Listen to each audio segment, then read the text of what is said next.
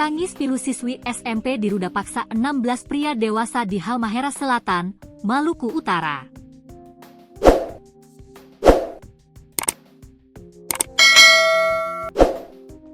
Parahnya belasan pria dewasa yang meruda paksa siswi SMP tersebut ada yang bekerja jadi tukang ojek, guru bahkan kepala sekolah.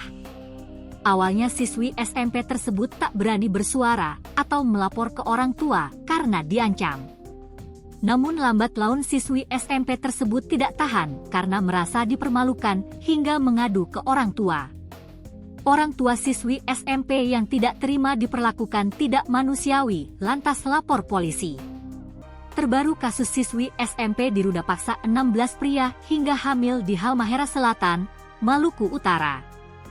Polisi sudah menetapkan 7 orang jadi tersangka dalam kasus ruda paksa ini.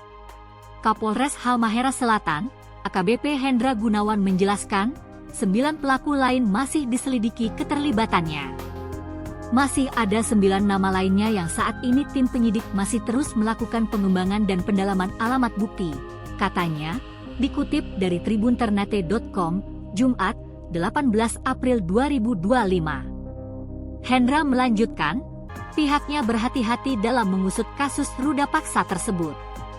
Ia memastikan akan memberikan keadilan kepada korban.